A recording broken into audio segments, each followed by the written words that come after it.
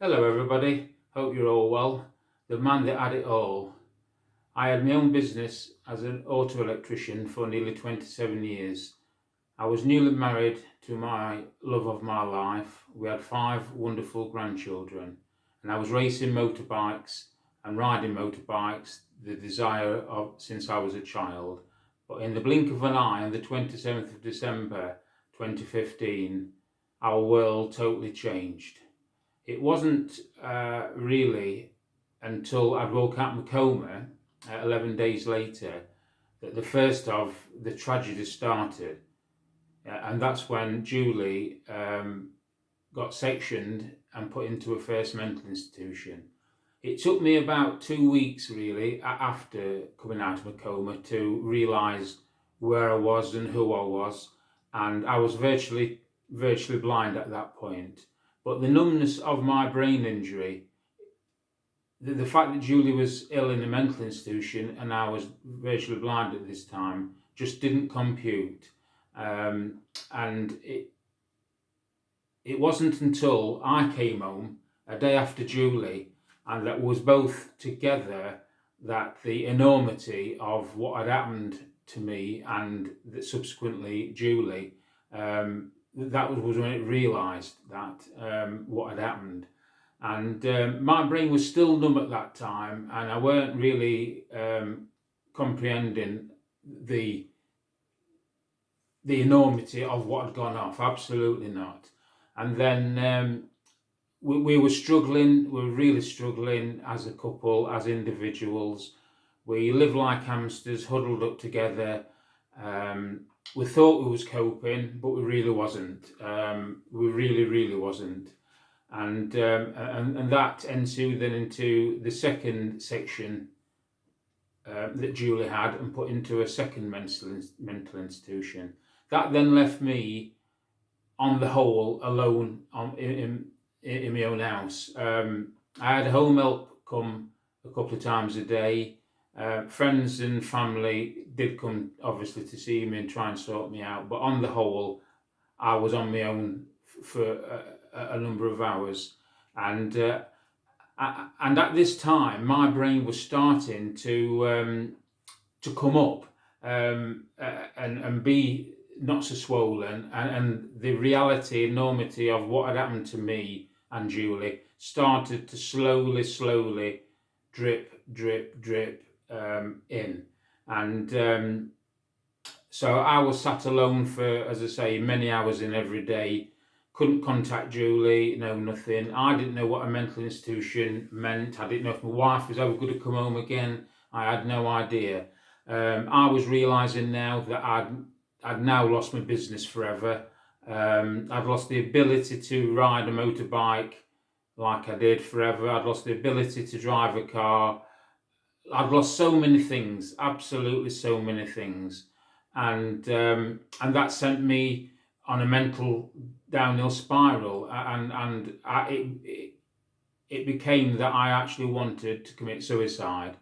And I, as a person, have never ever wanted to do that, never ever. So for me, wanting to do that was a terrible time, and it rips my heart out to even think that I got that low. And then Julie was in this mental institution for a month, and then she came home. But sadly, she came home as a different person. She'd been abused in there, mentally, physically, every which way she'd have been abused. And we as a couple had that to live with. And we struggled. My anxiety increased. I ended up being on tablets. Julie was heavily medicated. These two people that was once, dare I say, pillars of the society and the people that everybody come to for help, was now lower than the snake's belly. We were like two pheasants that had been knocked over by a car, and yes, we were still alive, but we was just spinning around and round in the road with his wings flapping in despair. And so I ended up having counselling. That finally got agreed. I had some counselling through the GP. some counselling from the RNIB. I don't know if they helped 100%. I have no idea. I have to say I was a little bit better as I was getting on, but I, as a person like Julie, very, very strong people and strong-willed people, I don't know if would have been where I was at the end of the counselling. I'd have not had counselling, so I don't know. All I have to say is I am glad I've had it, and I really encourage people to have some counselling if they think it's needed. You've got to beg for it, you've got to ask for it. That's a crazy thing. And of course, you know, every day from then on, Julie and I, with each other and for each other, got stronger and stronger. We pushed each other. Along. We had plenty of tears on the way. We still have tears, even nearly 5 years later on.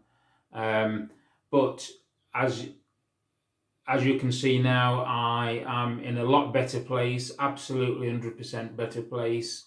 My eyesight is still the same. I now kind of accept what I've got, and I've got this for life. And that's an incredible statement to say. You know, there's a survey out there that says that having sight loss has the same effect on your mental health as being told that you've got a terminal disease. That's how impacting it has on your life. I don't want to dwell on that now, because I am who I am, and I'm going to go where I'm going to go. Julie and I are now bigger and bigger and bigger.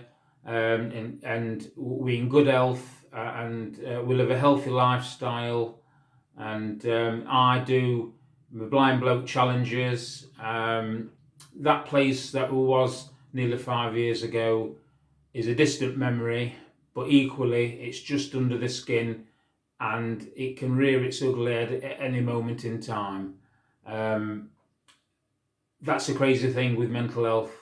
Mental illness, and so I am doing things, and I believe the more you can keep positive stuff in your head, there's less room for the negative stuff to get in. Because let me tell you that Mr. Negative, that black veil, that black dog will bite you at any old time it wants to, and there's no getting away from it. You never get away from it. All you can do is tame it, and try and tame it and keep it under control. But it's there ready to bite you on the bum. I hope this has been a bit interesting, and we'll speak to you all later. Cheers, Nige.